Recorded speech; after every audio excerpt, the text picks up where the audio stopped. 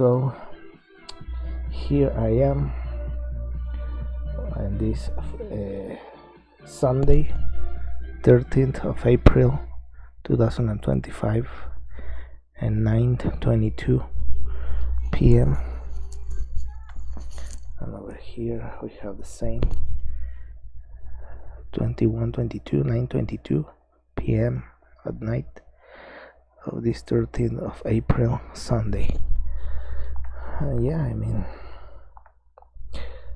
today is a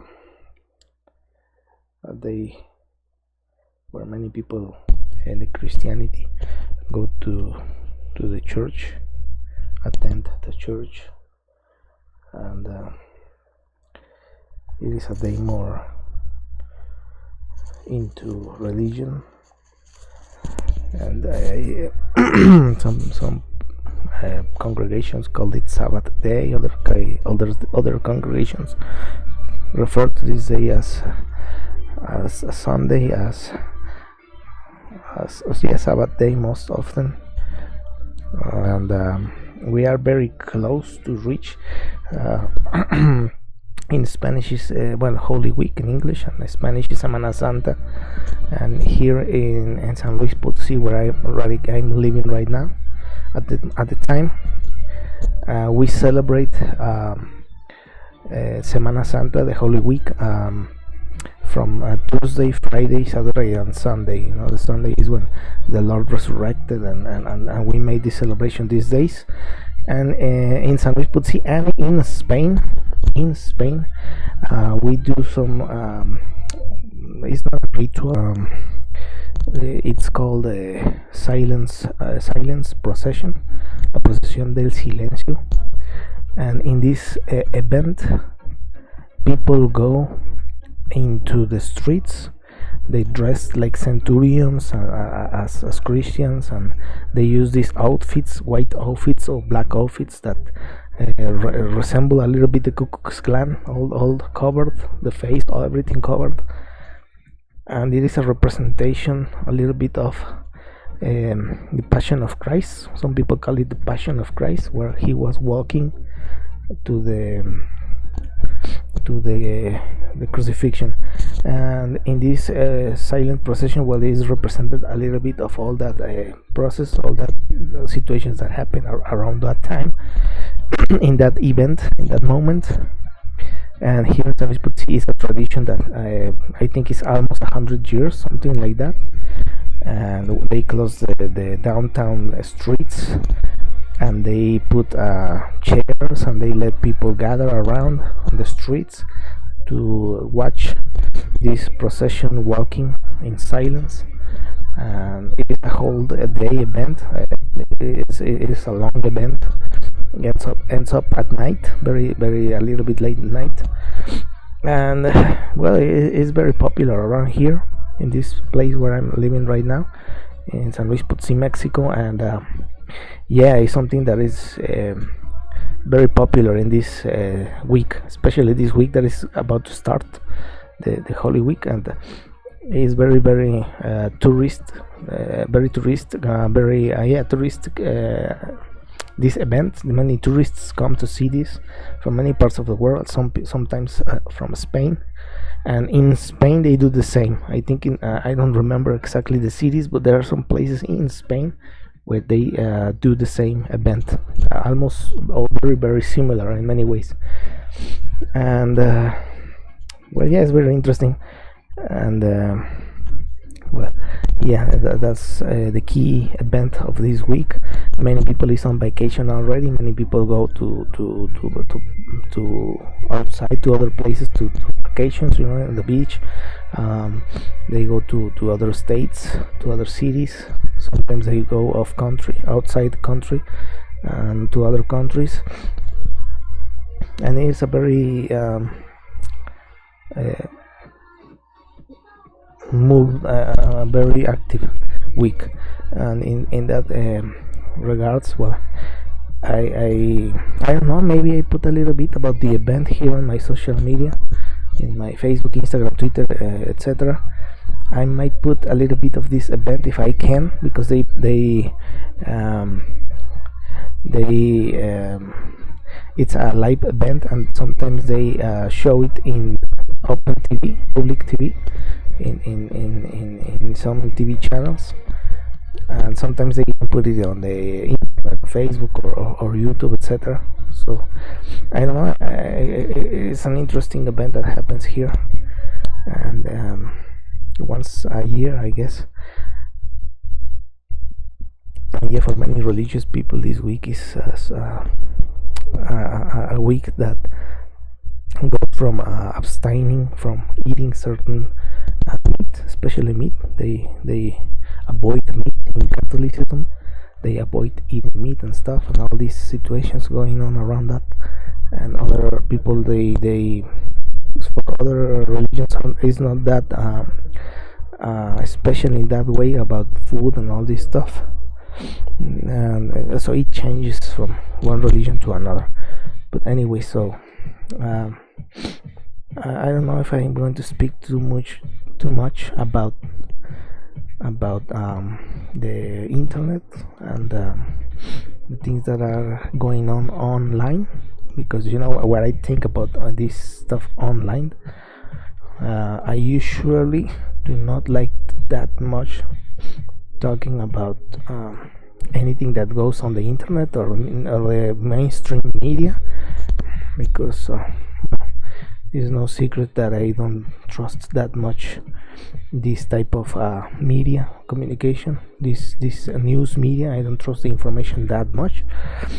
And well, it's no secret, not many people is on this in the same feeling about all this fake news and all this manipulation and all these situations going on around. And yeah, so I'm gonna put something that I haven't done in a while, and it's about this the US debt clock. I'm gonna show it a little bit, and oh my god, it's still going like crazy.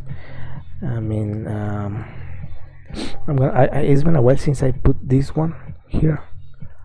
It's been, I think, months, a month at least, since I showed this debt clock, and this is how it's going. You know, the president of the United States is working very strongly to stop this, and this, even the Dutch clock, but it's still going in crazy. So of course this is a situation that I think Donald Trump is trying to handle by these tariffs, the imposition of tariffs. I don't know if this is going to work or not, but it's still going strong. These debts, you see, these numbers are going up, and that's not a good sign for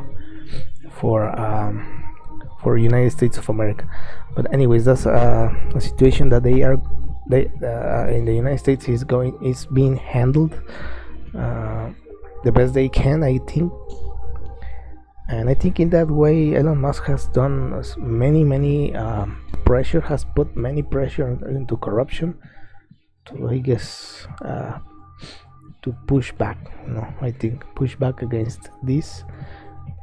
And well, he says, I mean, he has suffered from some attacks from some people. I don't know who, but it is no secret that some Tesla cars had been burned, and it's strange, you know, how situation how that situation is going on with the pressure and the it is, well, it's criminal activity. I think, you know, burning cars from any company, Tesla, whatever, I think is a crime, you know.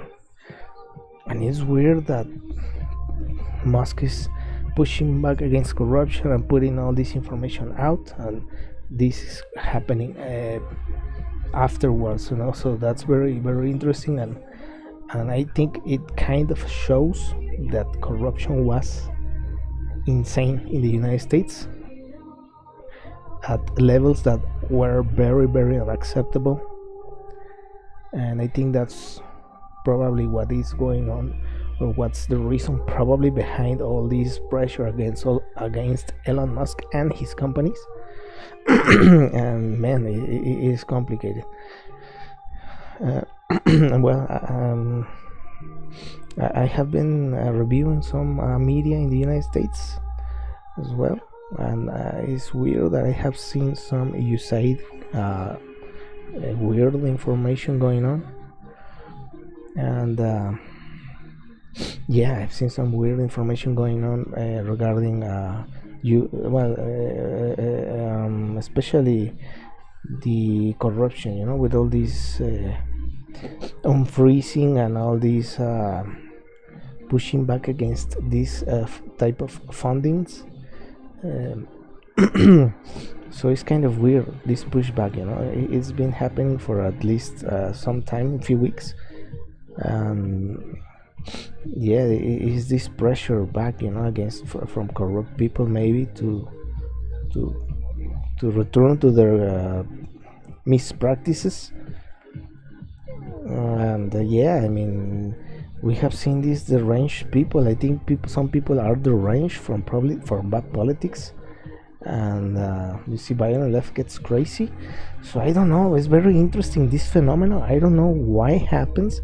I still do not fully understand why some people, they go crazy when politics doesn't go the way that these people want to. They just like sometimes like a wimp. Like it's not like I want to, and they start acting like kids. Like I don't know. I mean, it's weird.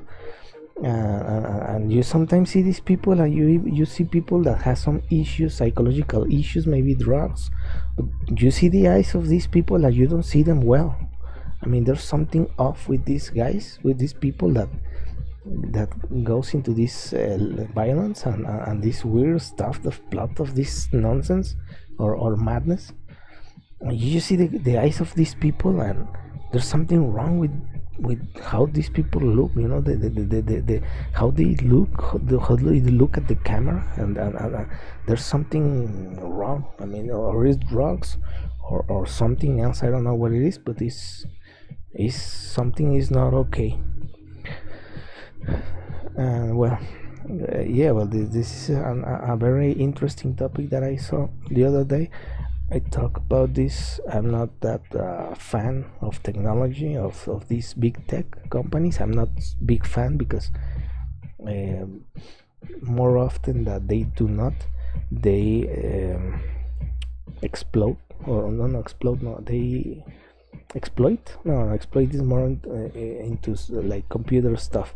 They take advantage of their users, because they use all this interaction from the user with the platforms to make money.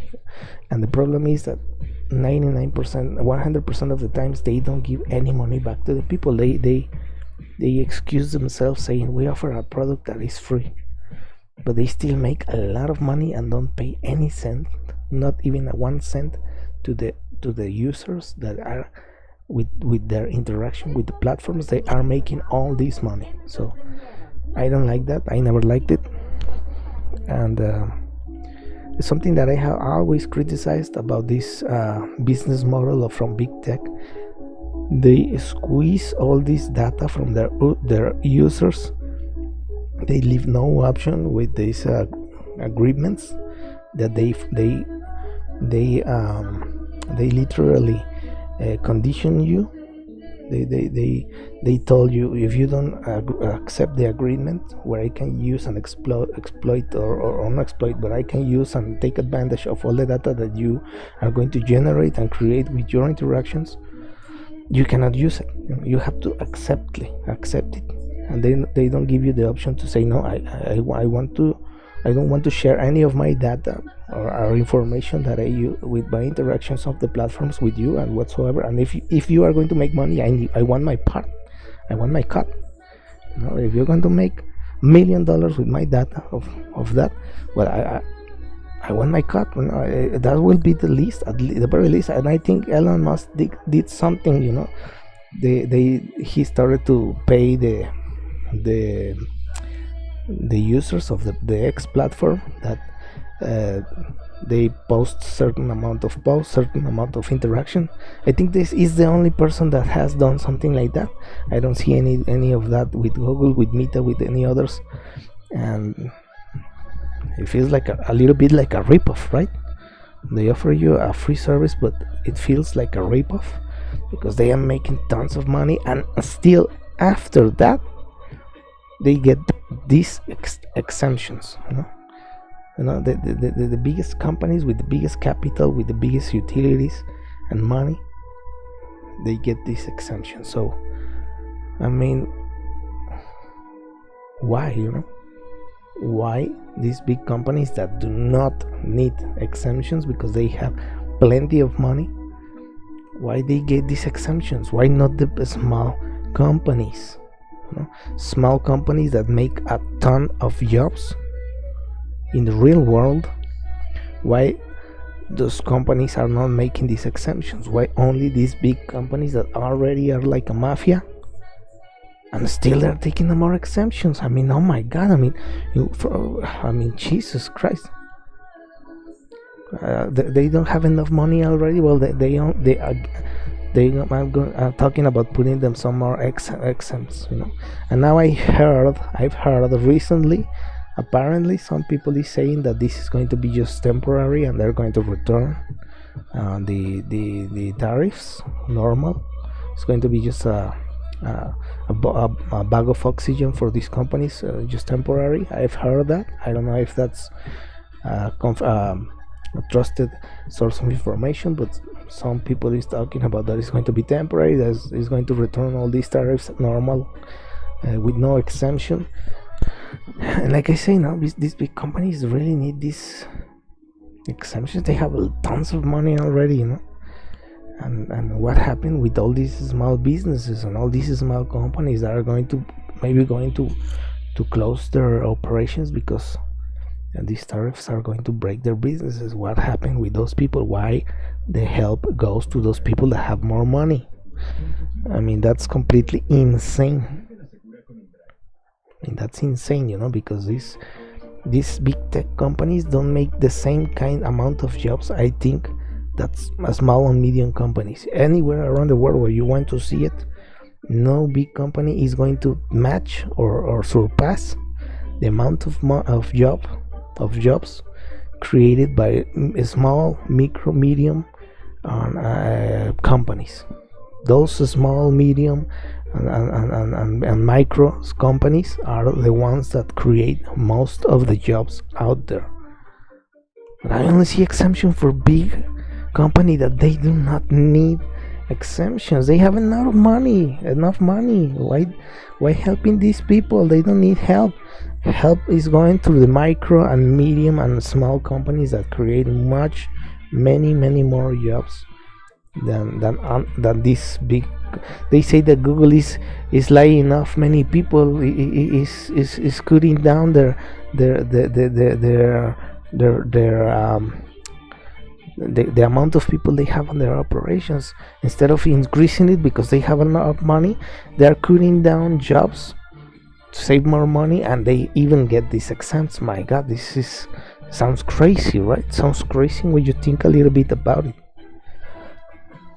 I mean, I don't know, man. Maybe I'm getting it all wrong, but I mean, just a quick look, and you think a little bit about this kind of stuff, and you say that, well, that's crazy, And I don't know in the United States, but I bet, I almost can bet that anywhere around the world where you look at it, small, micro, medium companies are the ones that create the most amount of jobs anywhere. No big company can surpass that. I almost can bet on it. Almost. But yeah, I mean, there's that, and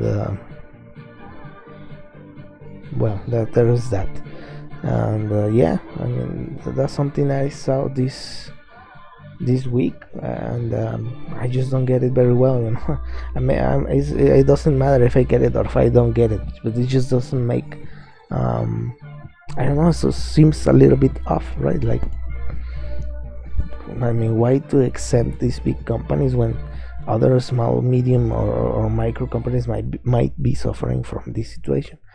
I don't know. Maybe I'm not reviewing all the data surrounding that. Maybe I will need to check more information, to view more information about all this United States economy, to give a more clear sense of what's going on from first hand, first view, first thoughts. uh, well, I probably will think that, but of course there's some is a situation that has to be more analyzed, more information, more data to have a clearer picture of what's going on with all that. But firsthand, it sounds like, I don't know, doesn't sound that good. And yeah.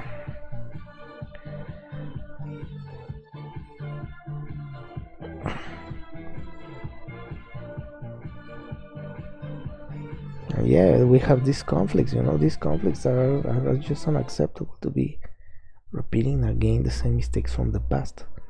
I've seen it in Spanish a long time, a lot of times. We're still making the same mistakes that we as humanity did many millennia back, with the Jerusalem wars, the Crusades, witch hunt, and the Napoleonic wars, and all this situation that led violence to death, killings, to nonsense. And I think humanity, we still are struggling with the same mistakes from the past, thinking and creating wars, violence, death, killings from territories, from resources, and all this nonsense, right? But we should be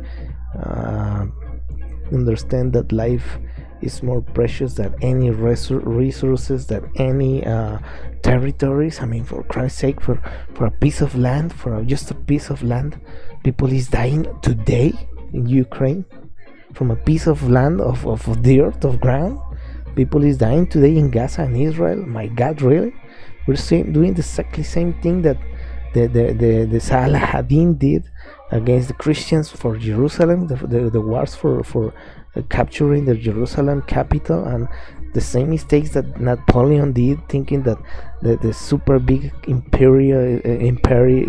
French imperium was going to be when he invaded many places, where all that is just faded. Where is this Roman Empire that had all these territories? It's gone. So faded. It's gone. So far gone. And how many people died because this nonsense? It's unbelievable that, and 21st century. I said in Spanish many times, unbelievable that in the 21st century, when we call and think of ourselves more advanced than previous civilizations, well, how advanced are we if we're still doing the same as humanity? My God, there's still people fighting for Greenland, people trying to fight for in the Middle East, to take more territory, to go for the resources. Oh my God, I mean, what the hell are we talking about? Progress or evolution or more advanced? We're the same idiots fighting for the same stupid nonsense and stupidity. The same. No different than Napoleon, no different than Saladin and Baduin, the king Baduin from the Christians, trying to fight over Jerusalem, the capital, like that meant anything. No, real faith is in your heart, in your mind, not in a piece of land, not in a piece of ground. There is no Jesus in a piece of ground in Jerusalem. Jesus is not there. Jesus is everywhere, in your heart, in your mind. Firstly, is here and here. That's where Jesus is, in our hearts and in our minds. But so stupidly, the humans have fight for a piece of land where Jesus was crucified. That doesn't mean anything. Jesus is here and here, and so stupidly, people died, people suffer, many deaths in wars, stupid wars. And let's go to the Crusades, the same story. Genghis Khan, for example, another, thinking about the lands and expanding. And where is that glory now? Where is that so-called glory from these imperiums, these old imperial places? This is gone. The Roman Empire, I mean, vanished, gone. It's called to be the biggest empire in the history of humanity. Well, it's nothing. It's ashes now. And all this suffering, all these wars, all this captivity of many people in that time. The same goes for Napoleon. All these wars, all these fights and deaths for nothing, for just a chunk of land, a piece of land, or some resources or whatever. And we see the same thing, the very same thing in Middle East, in Gaza and Israel, the same stupidity there, the same stupidity in Ukraine and Russia, same stupidity with Greenland and Taiwan. How much have we advanced? Nothing. We're still doing the same stupidity, fighting the same stupidity, and we still seeing people dying, suffering from the same stupidity. And I remember the words of the Bible. The Bible says, that so much more power in a person that dominates himself, his spirit, than in that person that conquer countries and territories. Very clear in the Bible. Wisdom of Solomon. How much more powerful is a person that dominates himself, his spirit, over than other that things that is powerful conquering territories. There is much more power in dominating all yourself, your own self. Control yourself. Be in charge of yourself. Do not dominate your spirit. And we still haven't not understand that. But anyway, so we see the same thing going on. And yeah, I mean, it's just, I think the Western civilization has been falling down for many years, and we have seen many crises in Western civilization. We have seen Haiti with all this government collapsing, all this anarchy, all this situation going on in Haiti. Cuba is not okay. Venezuela is not okay. Many places in Latin America are not okay. Ecuador is nasty in criminality. We have the same problems, similar problems in Colombia. We have the same similar problems in many places. In Nicaragua is hell. It's a dictatorship. We have the same issues in Mexico here, denying the problem of 127,000 people disappeared, 72,000 people dead. That is not. They don't know who they are. They just don't know who they are. We have 127,000 disappearances plus 72,000 people that are dead, and they don't know who they are. They cannot identify their bodies. So if you add this, if you sum up these two numbers, we are talking about almost 200,000 between dead and disappeared, and we have 7,000 mass graves. Well, some small, like 10 bodies, another was like bigger, like 300 to 200 bodies, but there are 7,000 mass graves. Yeah, I mean, between 10 to others from 30, others from 70, others with 100, others with 200 people dead in these mass graves. Western civilization is destroyed. It's in the lowest point on ever. The United States is having all these problems, this situation that went down as well to the very bottom. Canada is not doing okay as well, and Argentina is not okay in the economics. Is not okay. So I think Western civilization is losing ground. I think Asia is stepping up is developing better, is more secure, more stable, less crisis, I think. Japan, Korea, South Korea, and China have made a deal, and a treaty, a new treaty to make commerce between them, to export and import. I mean, there is where the boom of growth is happening in Asia. Here in Western civilization, we're done for. I mean, we're at the very bottom of all the lowest point in our history. I mean, the most embarrassing point even in our history, where we have all this nonsense going on, like we had with this Orwellian stuff going on, and yeah, I mean, we have not recovered 100%. Western civilization has not recovered 100% from this big crisis that has all Western civilization at the bottom. The European Union has its own issues. France has had its protests. Italy has issues with migration, and a lot of problems. Africa has a lot of problems, even though it's another part of the world, and we're not doing well. We're not doing well in Western civilization, and Asia is stepping up. And each time I look into Asia, I see less violence, less crisis, less insanity, more stability. I see many things that we do not have, or are losing, or are degrading, or I don't know if that's the word, degrading, deteriorating. That's a better word, deteriorating in this part of the world, in Western civilization.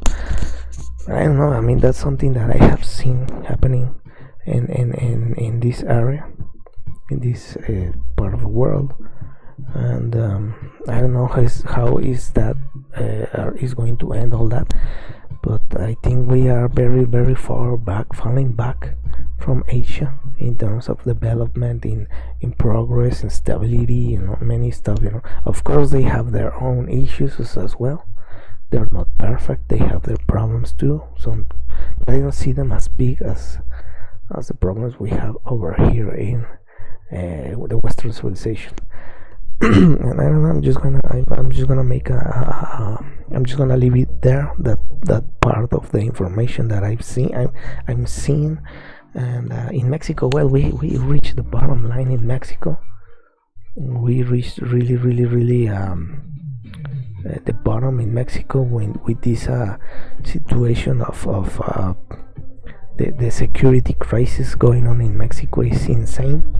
We're talking about almost 200,000 people between disappeared and dead but not identifiable, and the government fighting the UN because they're going to activate the article 34 from the committee of enforce disappearances is going to activate the process of the article 34 to pressure the Mexican government. And the response of the Mexican government was demand making a reunion and a session in the Senate to demand. They voted. They emitted a vote, and they demanded I mean, I don't know how to say it. They denounced it, or the pressure. They demanded that the president of this committee from the UN was discharged from his work, from his job as president from this committee of enforced disappearance. What they did, well, they demanded, they voted, they made a session, they voted, and they demanded that this the president of that committee that dared to activate this procedure was removed from his position at the UN. I mean, it's just wildly crazy. And you have the commissioner of of Human Rights, the head of the Human Rights of the Commission of the Human Rights in Mexico, National Commission of Human Rights in Mexico, saying that they're not going to let the UN do anything in Mexico. They're going to forbid them to do anything. I mean, like if they were some kind of enemy from the country, like they went to attack Mexico, like they were some kind of military enemy or something like that. Just insane, very very insane. No proof at all. They say all these claims that this president, they demand the removal of this president of the UN, this committee of the UN, because he's attacking the country and he's against the country and the democracy. It's just it's insanity. But that's the response that these people are giving, and they are talking about, no, they're not gonna do anything. They don't have any power to do anything in Mexico. This all this I don't know how to even say it. I mean, it's just it's ugly. It's ugly to see. It's ugly to see. But that's what they reacted. They reacted very very poorly, and they only showed an insane level of arrogance. That's the only thing that we many people saw in Mexico, and the mistreatment, the denial, the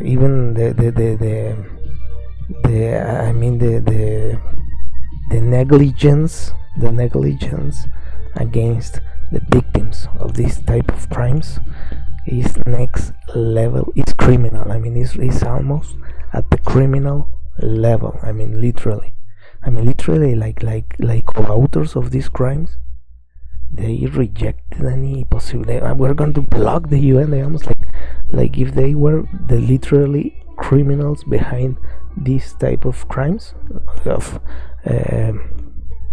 these crimes against the humanity. The UN says these types of crimes are crimes against the humanity, and these people, instead of this receiving the help, saying, well, okay, we're going to work with each other, we're going to make team with the UN, we're going to see how we can fix and how we can solve this problem that has not been addressed well for many decades. The answer was to demand the resignation from the president of this committee from enforced disappearances at the UN, and even to sanction him. They went as far as to say they're going to sanction him, the president of the committee of enforcement disappearances from the UN, and the head of the National Commission of Human Rights in Mexico.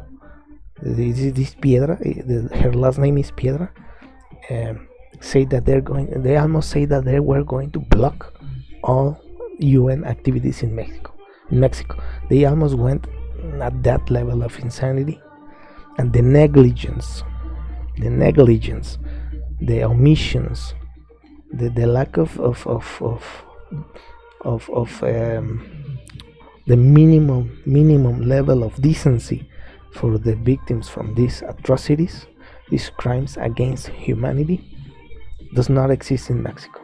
Because they are saying, no, that does not happen in Mexico. That is just a lie of the opposition, the defeated opposition, the defeated conservatives in Mexico. They're just lies, and they're inventing. They almost say that everything is an invention from the conservatives in Mexico. I mean, it's just a level of indecency. That's the word, a level of indecency that is at scratching the levels of insanity, pure insanity. That's that's the word that I think is the only word that can actually describe this situation, this arrogance, the level of arrogance. Very very nasty, very very nasty. And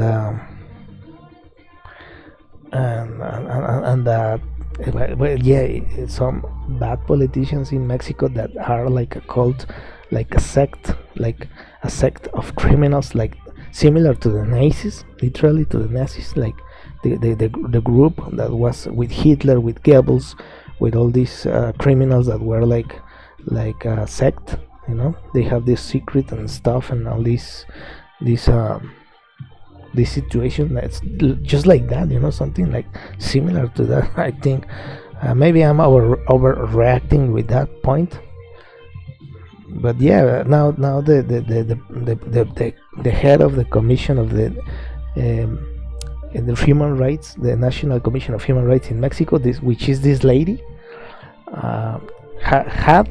she had literally had he was forced because of Mexican the citizenship from Mexico. All the Mexicans, we pressure back against all this level of insanity, and she had to come forward and say, okay, we did not deny the problem of the disappearance in Mexico, but because she was forced to, all Mexican civilization, we all push back against all these narratives, and she was forced, literally forced by force, like Mexican society pushed back, and they were literally forced to acknowledge the problem.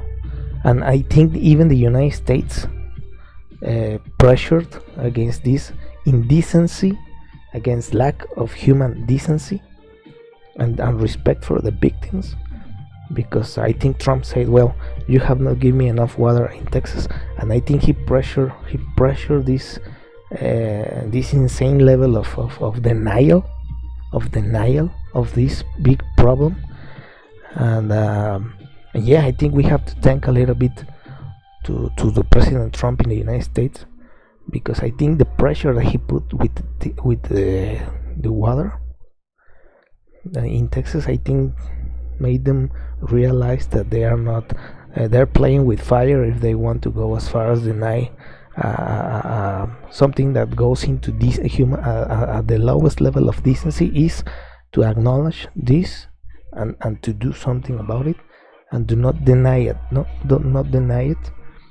And I think that yeah, I think we have to thank a little bit to President Trump in the United States, that he is apparently doing much more than many Mexican corrupt politicians, some of them way corrupt, and almost at a very suspicious, possibly co-criminal. I mean, criminals, because they participated by making omissions, but by not doing anything.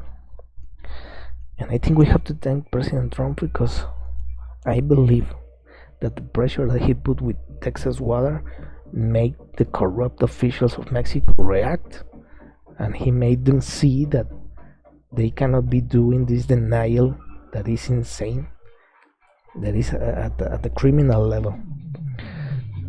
And yeah, after all this pressure from Donald Trump with the water, they started to recognize, you see, this imposed, because she was imposed. I saw the videos at the Senate where they were voting to elect the representative from the National Commission of Human Rights, which they elected this lady, this Piedra lady, that was the former at the former period, was the same head, that she did nothing, and it was imposed. At the videos at the Senate, one of the party of this political party, literally he called all the members of that political party in the Senate, and he was reviewing each paper and confirming that it was this lady that was on the paper. So there were no free democratic vote electing this lady as a head of the National Commission of Human Rights, because one of the party presidents at the commissions of the Senate gathered all the people from his party, and he was reviewing one by one the papers, and he was reviewing and confirming that they put the name of this lady. So it was an imposition, and does not surprise me at all that she was denying and attacking the UN, like covering up all the situation. because it was not, this lady was not the candidate that the President Sheinbaum wanted to put at the National Commission of Human Rights. She was promoting another lady, another woman that was doing a very good job, had a very good evaluation from the committee that evaluated the candidates. The best evaluated, that was the candidate from the President Sheinbaum that was promoting. Very, very good reputation. Everyone talked good about her, but they imposed this lady. I don't know why. Very strange, but did not surprise me when she reacted very poorly with this decision of the Committee of Enforced Disappearance from the UN to activate the procedure to Article 34 in Mexico. They immediately went crazy, immediately. But did not surprise me because I saw all the process of electing her, and it was not the best. It was very shady, very, very awkward, very weird, and well, that was the result of that imposition. And I think, we Mexicans, we have to say thanks to President Trump, because he pressured with the water, and they literally opened their eyes to see that they cannot continue to deny that kind of problems in Mexico when they have the obligation to guarantee security, to attend and to address, to fix, to try to solve these kinds of problems of security in Mexico. So yeah, I actually recognize that. I think that was what contributed that we see these changes in the discourse, in the narrative from these officials that were attacking the UN. And after Donald Trump pressured, they have to pull back and change the narrative and say and acknowledge the problem, that it is a real problem, and acknowledge that they have to do more to fix these problems in Mexico, because is their obligation and responsibility to do it. But well, it's very sad that in Mexico we see President Trump doing more for Mexico than the very own elected officials in terms of security. They may be doing some good job in other aspects, of course. There are some good actions and moves in other aspects in the economy and stuff here and there, but in security it still is an issue that, for whatever reason that we might not or might understand, maybe corruption or whatever, they do not want to acknowledge and to address. Well, that's what happened with all this situation. I talked about it in Spanish, and there is this other subject, no? Say that complaints of organized crime and violence affect the judicial campaigns. And yeah, there have been very complaints and reports about candidates of these judicial positions that have or have links, or other people have detected links with terrorists or criminal organizations, and somehow by the magic of corruption, they went through all the filters that supposed were a part of the process to prevent this kind of situation.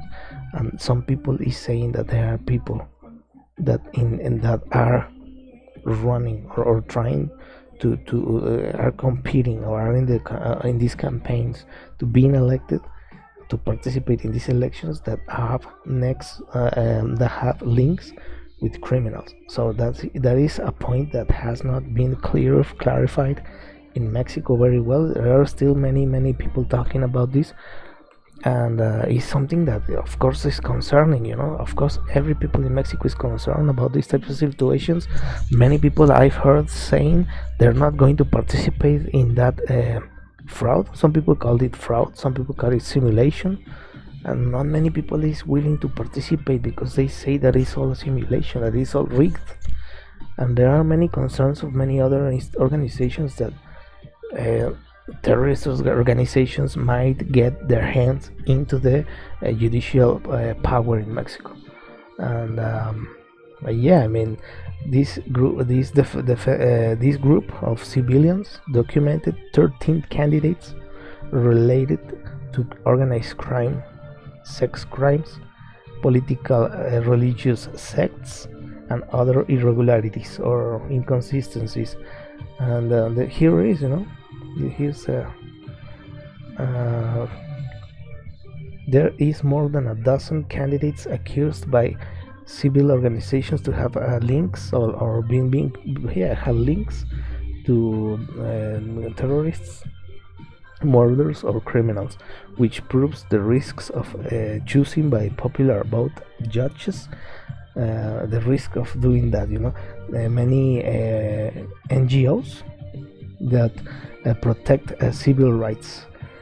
And yeah, there is even an ex-lawyer from this person. There is a former lawyer from this person that is in this process of being elected, the possibility of being elected for a judicial charge or position. And I mean, it is very interesting in some situations, and I don't know, I mean, it's I don't know, it's just extreme. And there is another person here that is that is charged or accused of criminal deals. And the nickname that these people had was I think is the prosecutor of terror. I think is the translation. Let me see if I can translate it here. Yeah, I mean, well, there is some situation that people is talking about, and yeah, there are many people. You see, many people, many candidates to very positions at the judicial power that is linked or has a troubled past. And I mean, here is this one person expressed it is a sham. Many candidates do not cover the minimum requirements of the profiles for the positions they are aspiring to. In previous functions, they attacked human rights or did something against human rights. There were omissions, negligences, did not act on their public responsibility. They regret that because of ignorance we're going to vote without knowing the candidates. These people expressed. Yeah, there are many people talking about situations, irregular or I mean, situations that should not happen, where there are people, candidates for these positions at the judicial power that is not clean, for so to speak. It's not clean. They have like criminal records, they have links with criminal organizations, with terrorists, and so far so on. And yeah, I mean, that's something that is going on, and people literally are saying, I'm not going to participate in these elections, that it is a sham, that it is a simulation, that it is rigged. Many people is not happy. It is not happy. So that's what happened here with this with that note. And it's very close now, this judicial election in first week of June. We are going to have to get out and vote, all citizens in this country. I don't know if many people are going to go. I might record a video or a live stream going to that event to see how many people goes, how many people know their candidates, and some situations like that. I might do it like that. I don't know. I might do it. I have to see if it's if I can. I have to review all the situation. And Yeah, well, there's a little bit of what's going on in Mexico, and yeah, I always say no. We have to be careful and cautious with all the information we see online on the TV, because there is a lot of manipulation, disinformation, misinformation, half truths, um, attempts to manipulate, to deceive in any media, any internet, anything you see online in the videos and etc. Many people try to use it to mislead others, but reality always stands up. Reality always stands up and bright, bright like shining light. Always stays on top of all the lies and never falls. It keeps going and going and is constant and present. That's one of the key aspects of truth, that it always remains. Always remains the same, always prevails. That's one of the beautiful aspects of truth, and many times is for everyone to see. It's beautiful. Many times the situation in truth, when you see the truth, it's unmistakable. But well, yeah, I mean, Ecuador has a lot of problems. Ecuador. Well, I hope that many countries have the best situations for themselves, and that many countries can fix their own problems, because in Western civilization we really need to fix many problems that we share in the region, and as a continent. And I mean, we really need to fix many stuff. Well, that's a little bit of what's happening here in Mexico. Mexico has a lot of situations going on. The United States as well has a lot of things going on, of cleanups, of changes, of improvements, or whatever. In Mexico as well, we are struggling more, but we are going, and the pressure of the United States is helping, of course, to keep that pressure, to keep that change happening, of security, improving security. And I think the new United States ambassador in Mexico, I think he's going to do a lot of work to improve the situation of security in Mexico, like he did in El Salvador. I think we have hope in Mexico to actually see many more improvements like we have never seen before, because of this situation with President Trump and the United States ambassador in Mexico, that is going to go very strongly, I believe, against the terrorists on this territory. And finally, with the citizens of this country and many people, is finally going to see less extortion, less criminality, less violence, less kidnappings, less fake job offerings that ends up like in Teuchititlan, Jalisco. Many situations like that. I think they're going to be less and less until we finally might see an improvement similar like we saw in El Salvador, with all these changes that finally made El Salvador a safe place to live, a good place to live after all this violence, all these situations similar to Mexico. So let's hope that something similar in Mexico finally breaks through all the violence, breaks through all the insecurity, and changes things for the better in terms of security and stability, and improves the quality of life from Mexicans. And well, I'm just going to mention this one because it's important as well. The Committee of Enforced Disappearances of the UN is going to publish tomorrow, Tuesday, 15th of April, is going to publish a report in which in this report he's going to make some recommendations to Mexico about immigration, another important subject that we need to address to. So I'm going to put here this report. I'm going to put it here, and I'm going to give it a little bit. I'm going to give it a little bit of maybe a review. I might read it. I might read the report because I'm very interested to see the improvements in Mexico in these areas, and security first of all, in terms of economy, in jobs, etc., and so on. Many stuff, in transparency, in the judicial power. Let's hope that this situation goes well and does not go sideways, because we need it to go well. And where we go to where I was saying, no? Where this you see this commission, this commissioner said, that the UN is not going to do anything here. This Institute of National Commission of Human Rights in Mexico rejects international intervention for disappearances. And yeah, many people just did not like that.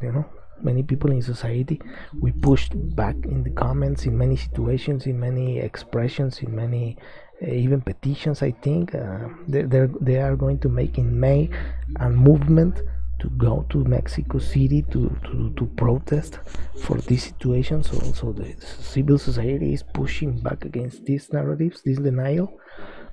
And I think that's why the head of the National Commission of Human Rights in Mexico later came out and said, well, we do not deny the disappearances problem, because civil society pressure back, you see. And so yeah, very people are saying that what a embarrassment of lady. Some people are here, like this Dan Gregg. He's saying it's an embarrassment. He's saying, right? So yeah, I mean, many people is not happy with these comments like this. He's saying like what like this is like, it's embarrassing.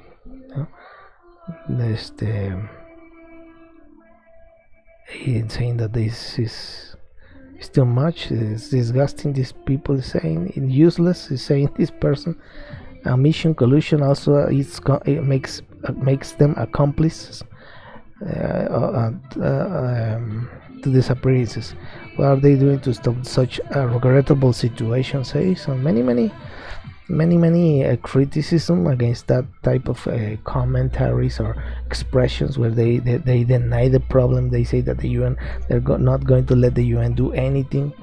Yeah, I mean, even insults, right? Like, there is not many people we are not happy with this. This do not represent Mexican society, and especially this lady, because this lady was talking this and many others that are now, especially the politician in the Senate that was criticizing the UN, demanding the resignation of the president of the committee of the UN, were two people. This lady and this other guy were two people that were using the 43 of missing guys of Ayotzinapa to attack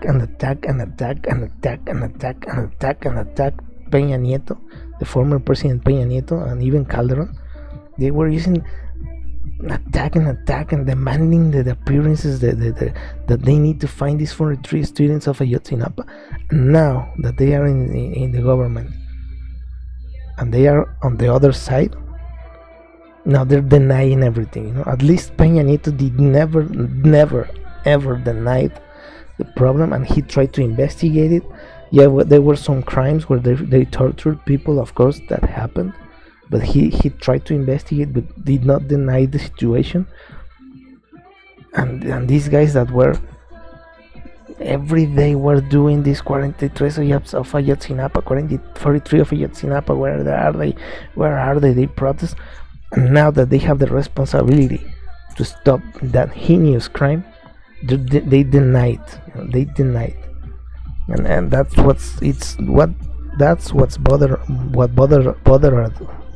me, that made me kind of feel annoyed, upset, and of course many people in Mexico felt the same, because it was very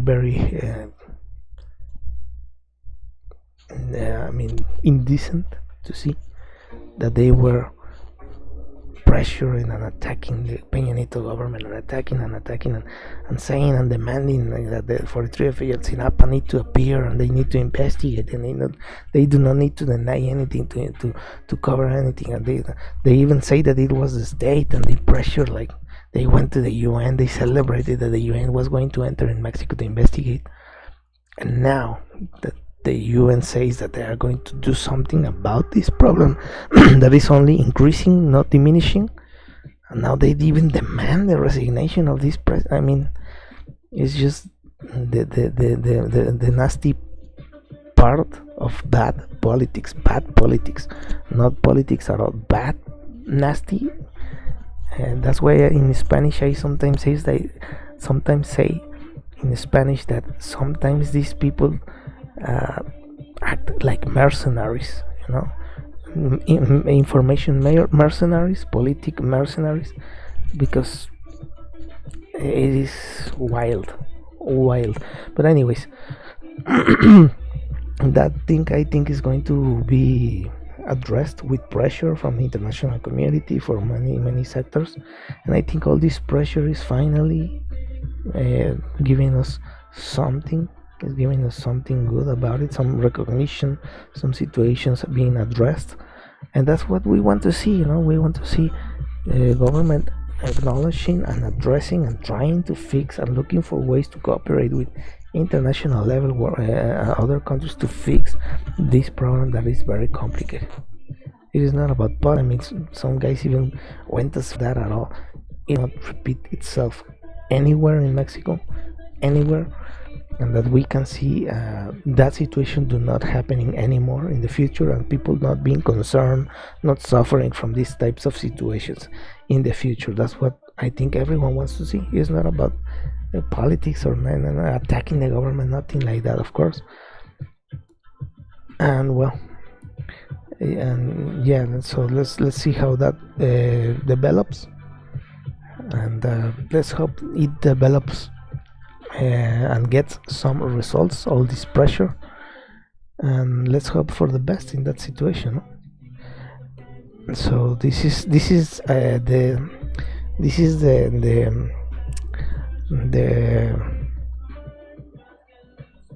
the news report from the UN committee publishing this 15th of April, this report of and recommendations on Mexico to Mexico on immigration. So I'm going to wait this Tuesday probably. I cover a little bit about this because I'm interested in this subject, in this situation. Let's hope that in a few months or maybe 1 or 2 years, this sad situation of this problem is no more, and we see a very different scenario in that sense, for the sake of security in Mexico, so of living in a secure place, in a quiet place, in a no risk zone where you don't have to be thinking about all these problems and situations.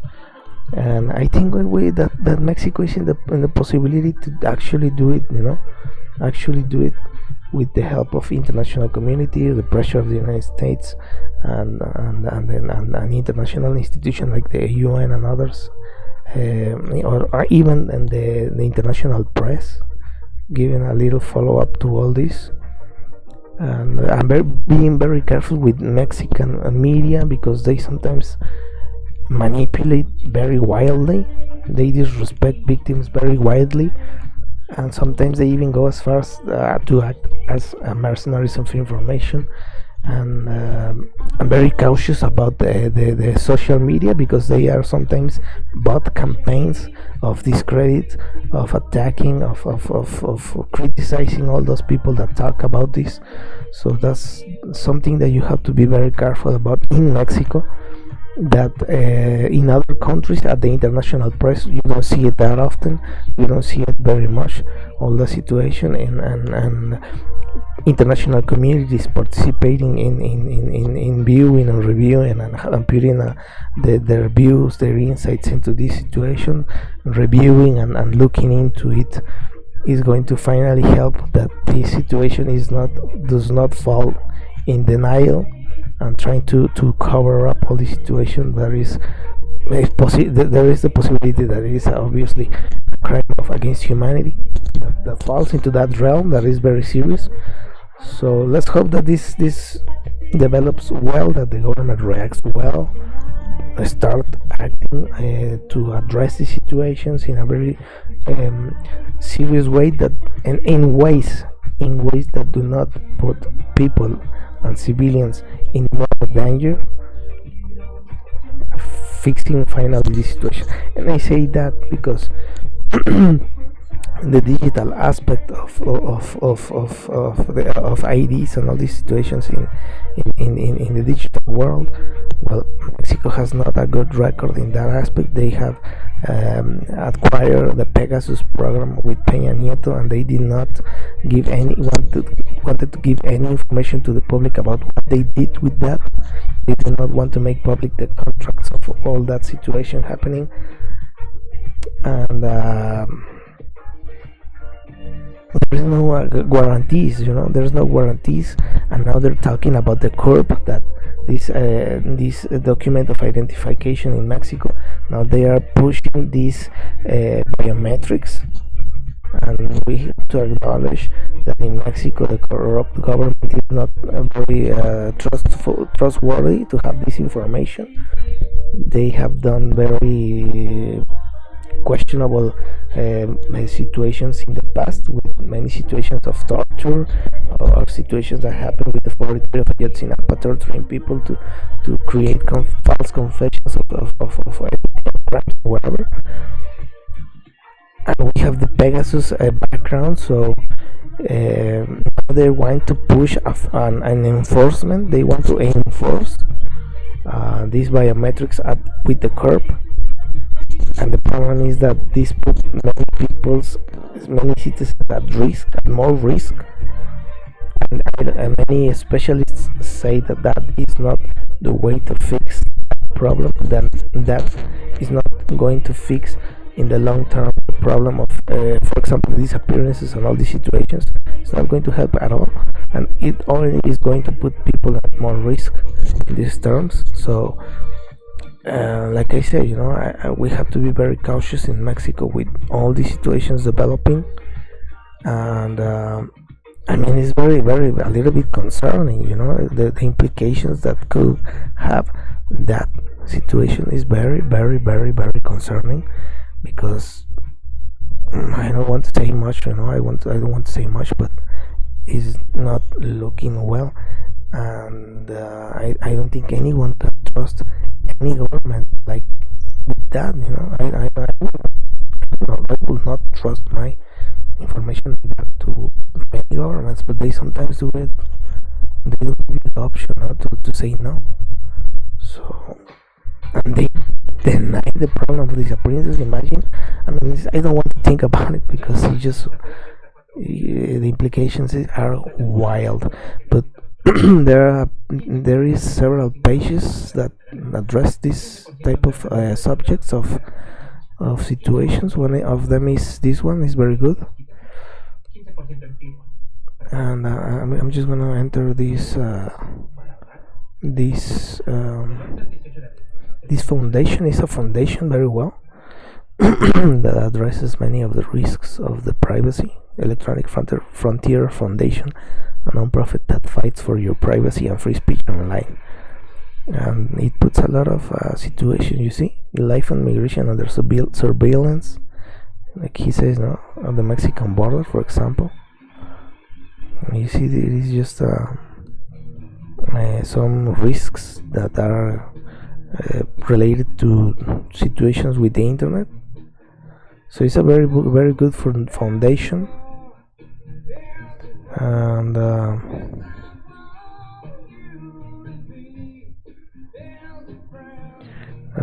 yes, a very good foundation that addresses many risks in terms of privacy and digital side of privacy.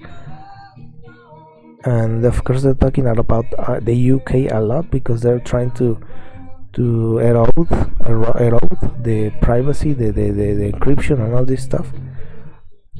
And these type of foundations of organizations, civil organizations that work in terms of privacy and human rights and digital rights, of course, are important in today's world. And sadly, I don't know, Mexico is not showing signs of goodwill in terms of digital life. It's not showing good signs. It's showing a little bit concerning signs of the digital aspect, because they are very intrusive, invasive, unnecessary. They put more people at risk, and that does not seem to solve any of the problems that they say and claim is going to solve.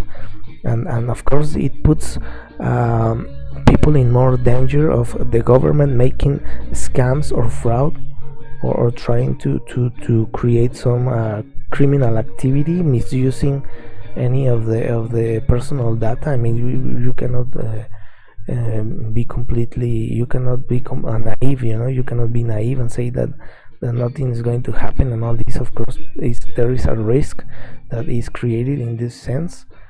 And sadly, Mexican government does not have an anti-corruption reputation. Of course, this is one of the worst reputations in the world in terms of corruption. There is many corruption and impunity, and with that with those things on the table, I will not trust for any, not even 1 second, any of this digital data to anyone in Mexico, because this is, I mean, the level of these criminality attitudes and frauds and scams and all these situations are next level. So let's hope that the situation, we will just have to see, we will just have to see, to see how it handles. But I don't know, man. I don't know. I'm not going to say much, but yeah, I mean,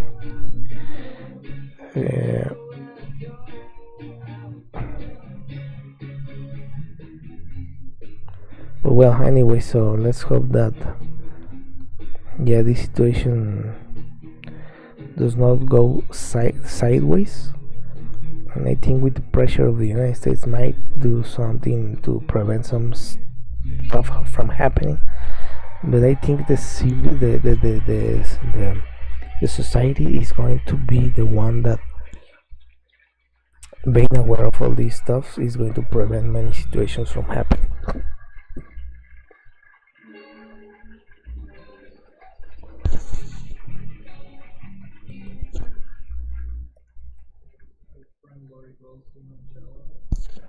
Well, I'm going to just to show a little bit of some information that I just to finish this exercise, this stream. And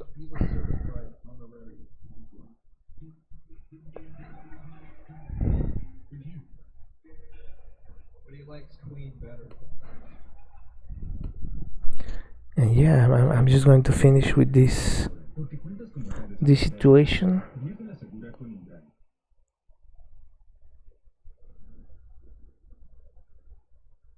And this other web page is interesting.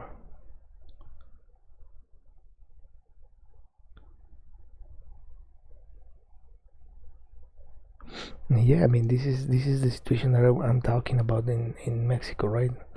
This post from this web page talks about this corrupt situation and all the risks that are in between.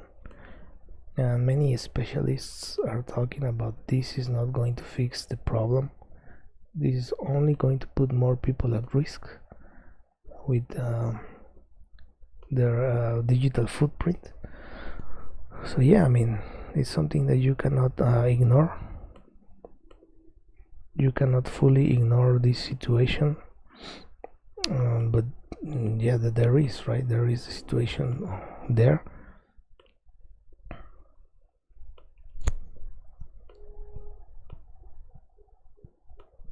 And of course, it's something that I want to put in my social media, as a background, a background of this information that I have to put it.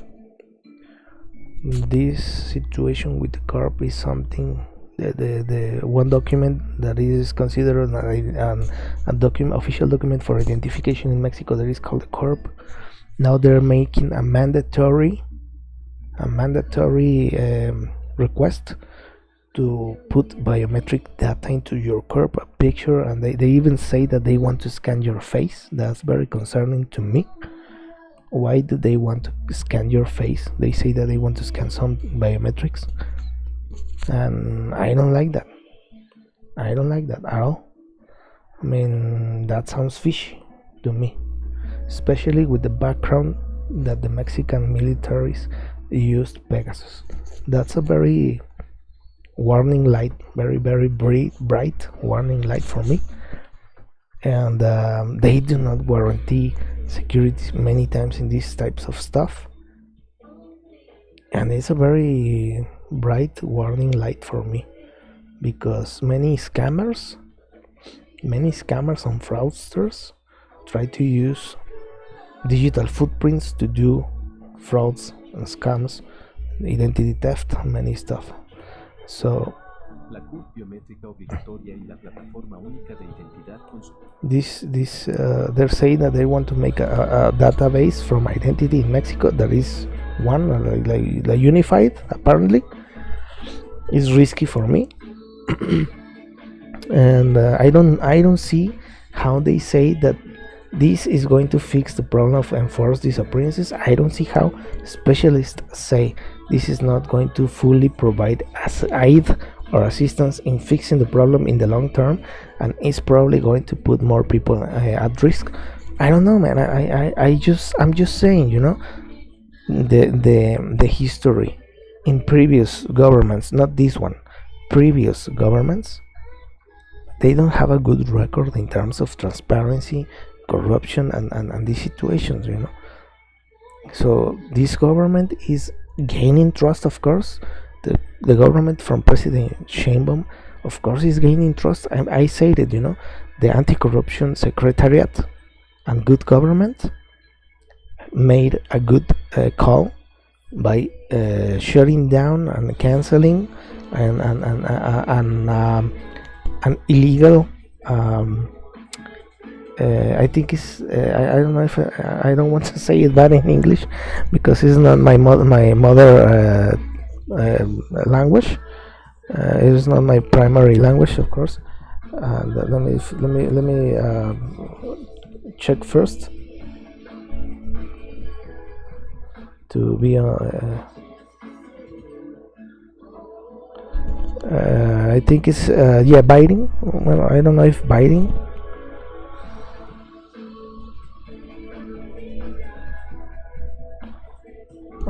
Government abiding, I think it's biting. They canceled the abiding that was irregular, that did not comply with all the requirements from the government, that had some issues. So the Secretariat of Good Governance and Anti-Corruption in Mexico made a good call. So that's a good sign. That is trust being gained. They're gaining trust with that type of decisions. So far is acting good, is showing signs of good faith in terms of transparency. So I'm just saying, with the history, the background. I'm not saying about the government, actual government, but the background is not the best. So I just, of course, I have not complete trust. I am not completely confident and okay with this type of data gathering, because I don't like the risks. I don't like the corruption background that the Mexican government has, and I don't like all the scams and frauds that happens online. Of course, that I'm not comfortable with that. But that being said, I'm not saying that everything is going to be bad. I'm just saying that I have my reserve, I'm being very cautious with all this situation, and I just don't like it. I don't like it. It smells bad. Anywhere you want to see it, kind of smells bad. But like I said, I cannot jump the gun and immediately go to the worst case scenario. I'm just saying that it is a yellow flag, a caution flag with all this information. And let's see, let's hope for the best but prepare for the worst. So that's what I always say. And like I always say, of course, I always say that I try to the less um, how do I say it? The less the less the less requests or situations that I can handle online, the better, because sometimes scammers are just looking to see what they can do, and many times they use these types of devices, the vulnerabilities of these type of devices, of emails, of the internet, and so far and so on. So I'm very aware of these risks, and I'm not a beginner in that sense. I have heard of many cases of many risks and many crimes happening, where criminals, fraudsters, scammers, and people that do things illegally use or try to use digital information to commit crimes. That's why I do my best to keep these live streams on, because a live stream is live. I'm talking live, so you have complete security that it is me behind my social media. I very rarely use messages and all this stuff, but gives complete transparency to see me behind my social media, and to trust in this information that I'm talking. And it's not just a message, not a random text message that you don't know actually who wrote it. No, you that's what I like about the live streams. You're completely live. Shows me completely talking about a subject, and gives more. It gives more.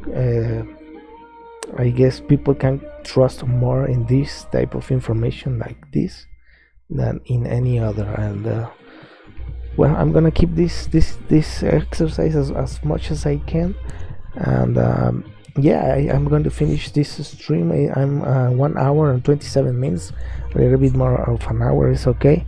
I'm just going to quick review the live streams. I hope that the audio and everything is doing great. I really hope, because you don't know with technology. You really don't know with technology.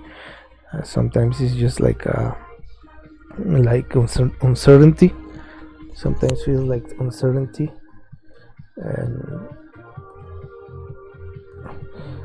well, yeah, I think I might be delayed in the well, I'm just going to say this for X. My X account might be delayed. I'm going to upload the video to X, because I think that I don't know if the live stream is going to be complete in X. I think I forgot to punch go live in X, I think.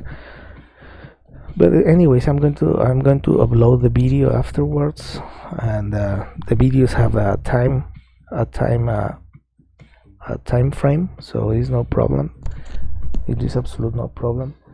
And yeah, I might upload this live stream backup in X, because I don't know if it's completely the entire live stream. I have 1 hour and 20 minutes of live stream in YouTube and Facebook, and afterwards I'm going to upload this live stream backup in X, and so there will be no problem. In any case, when I post this live stream, it should be complete. It should be the whole 1 hour and 27 minutes. But if that's not the case, if in X the live stream does not uploads complete the 1 hour and 20 something minutes, I'm just going to upload it. I'm just going to upload it in X. I'm gonna try to go. Well, I'm just going to say this for X. So in X, I'm going to upload the backup of the live stream complete, because I think it's only it started about 1 or 2 minutes, so in next it's not going to be fully complete, but in the backup I can upload it complete. And yeah, I think that's the way I can actually do it, so it remains complete, the same transmission. And I'm going to end this exercise. It's 10:52 p.m. of this Sunday, 13th of April. And yeah, so let's see what's going on tomorrow and in this week. This is a vacation week. Many people are off, have days off in work, they have vacations and stuff. So it's a very, and this in Mexico, of course. In Mexico, of course, because of the Holy Week. Many places around the world, in the Christian part of the world, of course, they celebrate the same. But anyways, so good night, good day, or good afternoon, whatever time people sees this, or whoever is watching this. Well, I hope this information comes in handy and useful. And yeah, I hope in Mexico things could it can improve a lot, and the United States and in the Western civilization, because we are not in our best scenario. And yeah, so I see you. Well, I be registering more about these events that I want to keep track of in my social media, my account, Facebook, YouTube, and Twitter, and Instagram. And I will be here in another time.